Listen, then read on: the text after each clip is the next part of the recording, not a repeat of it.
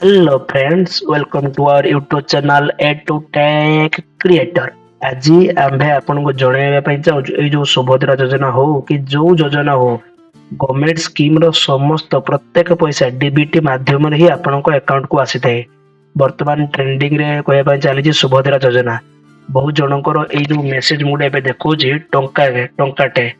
ଟଙ୍କାଟେ ସମସ୍ତଙ୍କର ଆସିଛି କିନ୍ତୁ କିଛି କିଛି ଲୋକଙ୍କର ଆସିନାହିଁ। ସେମାନେ ସିନା ଭାବୁଛନ୍ତି ଠିକ ଠାକ ଆପ୍ଲାଏ କରିଛନ୍ତି କିନ୍ତୁ ଠିକଠାକ ଆପ୍ଲାଏ କଲେ ମଧ୍ୟ ତାଙ୍କର ଯେହେତୁ ଡିବିଟି ଲିଙ୍କ ନାହିଁ ସେଥିପାଇଁ ତାଙ୍କ ଆକାଉଣ୍ଟ କୁ ଯାଉନାହିଁ, ମାନେ ଟଙ୍କା ପହଞ୍ଚୁନାହିଁ।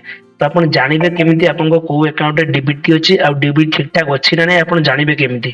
ତ ମୁଁ ଆଜି ଆପଣଙ୍କୁ ଏଇ ଭିଡିଓରେ ସେଇ ବିଷୟରେ ହିଁ ଜଣେଇବି ଯେ କୋଉ ଆକାଉଣ୍ଟରେ ଆପଣଙ୍କର ପ୍ରକୃତରେ ଡିବିଟି ଅଛି, ସଠିକ ଭାବରେ ଆପଣଙ୍କର ଡିବିଟି ଅଛି, ବୁଝିଲେ? ତ ଚାଲନ୍ତୁ ଆମ୍ଭେ ବର୍ତ୍ତମାନ ଦେଖିବା ଆଧାର କାର୍ଡ ଥ୍ରୋରେ ଯେ ତାଙ୍କ ଆଧାର କାର୍ଡ ଥ୍ରୋରେ କୋଉ ଆକାଉଣ୍ଟରେ ତାଙ୍କର ଡିବିଟି ଲିଙ୍କ ଅଛି।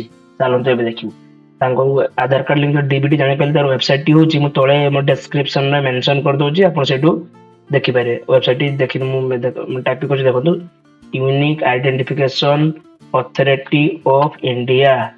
ତାପରେ ମାରିଲେ ଆପଣ ପିସି ବା ଲାପଟପ ରେ ଯାହା ବି ମାରନ୍ତୁ ସେମ କାମ କରିବ, ବୁଝିଲେ? ତାପରେ ତାଙ୍କର ପ୍ରଥମ ୱେବସାଇଟ ଏଇ ଯୋଉ ଆପଣଙ୍କୁ ବର୍ଷରେ ଦେଖୁଛି ପ୍ରଥମ ୱେବସାଇଟ UIDAI ଲେଖା ହେଇଛି, ସେଠି ଆପଣ କ୍ଲିକ କରିବେ। ତାପରେ ଯୋଉଠି ଆପଣ ଲାଙ୍ଗୁଏଜ ସିଲେକ୍ଟ କରିବେ, ଏଠି ମାନେ ଆପଣ ଇଂଲିଶ ଅଛି, ହିନ୍ଦୀ ଅଛି, ଓଡିଆ ବି ଅଛି। ଆପଣ ଯୋଉଟା କମ୍ଫର୍ଟେବଲ ସେଇଟା ମୁଁ ଏଥିରେ ଇଂଲିଶ ସିଲେକ୍ଟ କଲେ ଆପଣଙ୍କୁ ଜଣାଇବା ପାଇଁ ସୁବିଧା ହବ, ସେଥିପାଇଁ ଆପଣଙ୍କୁ ଇଂଲିଶ ସିଲେକ୍ଟ କଲି। ଦେଖନ୍ତୁ ଏବେ ଟିକେ ଲୋଡିଂ ନଉଛି, ଦେଖନ୍ତୁ। ତାପରେ ଲାଙ୍ଗୁଏଜ ସିଲେକ୍ଟ କଲା ପରେ ଏଇଭଳି ଆପଣଙ୍କ ୱେବସାଇଟ ଟି ଆସିଯିବ। এই ୱେବସାଇଟ ଟି ଆସିଲା ପରେ ଆପଣ ଏ ମାଇ ଆଧାର ଏଠି କ୍ଲିକ କରିବେ। ଏଠି ତଳେ ଯୋଉ ଗୋଟେ ଅପସନ ସିଲେକ୍ଟ କରିବେ ଆପଣ ଆଧାର ଅପଡେଟ ହିଷ୍ଟ୍ରି, ଆପଣ ଯାହା ବି ସିଲେକ୍ଟ କଲେ ତାର ଏଠି ଆସିଗଲା ଆପଣଙ୍କର ଲଗଇନ। ଏଠି ବର୍ତ୍ତମାନ ଲଗଇନ କରିବେ, ଆପଣଙ୍କ ଆଧାର କାର୍ଡଟିକୁ ଏଠି ଲଗଇନ ଟା କରିବେ। ଲଗଇନ କଲା ପରେ ହିଁ ଆପଣଙ୍କ ଆଧାର କାର୍ଡରେ ସବୁ ଡିଟେଲ ଜାଣିପାରିବେ। ମୁଁ ଏଠି ମୋର ଗୋଟେ ଜଣଙ୍କର ଆଧାର କାର୍ଡ ଟା ମାରୁଛି ଆପଣଙ୍କୁ ଡେମୋ ଦେଖେଇବା ପାଇଁ। ଡେମୋ ନୁହଁ, ଆପଣଙ୍କୁ ମୁଁ ଅରିଜିନାଲ ହିଁ ଦେଖଉଛି, ଦେଖନ୍ତୁ।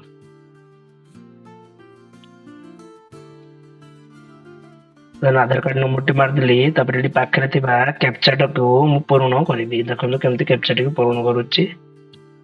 ଆପଣ ନିଜ ପର୍ସନାଲ ପିସି ବା ଆପଣଙ୍କ ମୋବାଇଲରେ ଏଇଭଳିଆ ଆଧାର କାର୍ଡ ନମ୍ବର ଦେବେ, ତାପରେ କ୍ୟାପଚା ମାରିବେ, ତାପରେ ତାକୁ ଲଗଇନ ୱିଥ ଓଟିପି ରେ ମାରିବେ, ବୁଝିଲେ? ତାପରେ ସେଇ ଆଧାର କାର୍ଡରେ ଯୋଉ ମୋବାଇଲ ନମ୍ବରଟି ରେଜିଷ୍ଟର ଅଛି ସେଇଠି ଗୋଟେ ଓଟିପି ଟେ ଯିବ। ଆମର ସେ ଓଟିପି ଟାକୁ ଏଠି ଏଣ୍ଟ୍ରି କରିବା। ବର୍ତ୍ତମାନ ମୁଁ ସେ ଓଟିପି ଟାକୁ ଏଣ୍ଟ୍ରି କରିବି। ଦେଖନ୍ତୁ ମୋ ମୋବାଇଲରେ ଏବେ ଦେଖୁଛି ତାଙ୍କର କୋଉ ଓଟିପି ଗଲା। ଆଜ୍ଞା, ଏବେ ଓଟିପି ଆସିଯାଇଛି, ମାରୁଛି। ଓଟିପି ମାରିଦେଲି, ଏବେ ୟାକୁ ଲଗଇନ ଟା କରିବି। ଦେଖନ୍ତୁ ଏବେ ଟିକେ ଯେହେତୁ ସର୍ଭର ଡାଉନ ଅଛି, ଲୋଡିଂ ନେଇକି ଓପନ କଲା ପରେ ଦେଖନ୍ତୁ ଆମ ଆଧାର କାର୍ଡ ଡାଉନଲୋଡ ହେଇଗଲା। ଆପଣ ଏଠି ଚାଲିଲେ ତାଙ୍କ ଆଧାର କାର୍ଡ ଉପରେ କ୍ଲିକ କରିକି ତାଙ୍କର ଆଧାର କାର୍ଡ ଦେଖିପାରିବେ, କଣ ଆଡ୍ରେସ ଅଛି କଣ ସବୁ ଅଛି ଏଠି ଫ୍ଲିପ ମାରିକି ଦେଖିପାରିବେ, ବୁଝିପାରିଲେ? ତାହେଲେ ଦେଖନ୍ତୁ ଏଇଠି ସବୁ କଣ କଣ ଅପସନ ଅଛି।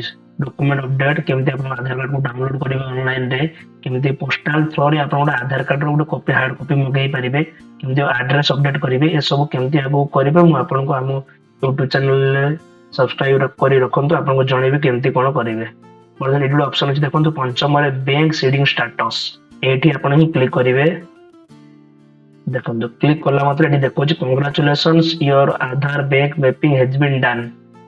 ସେଇ ବ୍ୟକ୍ତିଙ୍କର Aadhaar card number last 4 digit, କୋଉ ବ୍ୟାଙ୍କରେ ତାଙ୍କର ଡିବିଟି ବା ଆଧାର ସିଡିଂ ହେଇକି ଅଛି ଦେଖନ୍ତୁ। ଇଣ୍ଡିଆ ପୋଷ୍ଟ ପେମେଣ୍ଟସ ବ୍ୟାଙ୍କ, ପୋଷ୍ଟାଲରେ ଗୋଟେ ଇଣ୍ଡିଆ ପୋଷ୍ଟ ପେମେଣ୍ଟସ ବ୍ୟାଙ୍କ ନାଁରେ ତାଙ୍କର ଆକାଉଣ୍ଟ ଅଛି, ସେଠି ତାଙ୍କର ଡିବିଟି ହେଇକି ଅଛି, ବୁଝିଲେ? ବ୍ୟାଙ୍କ ସିଡିଂ ଷ୍ଟାଟସ ଦେଖନ୍ତୁ ଆକ୍ଟିଭ। ଲାଷ୍ଟ ଅପଡେଟ ଦେଖନ୍ତୁ ସେ କେବେ ଅପଡେଟ କରିଛନ୍ତି, ତାଙ୍କର 5/9/2024, ମାତ୍ର ଏଇ ରିସେଣ୍ଟଲି ହିଁ ତାଙ୍କର ସେ ଡିବିଟି କରେଇଛନ୍ତି।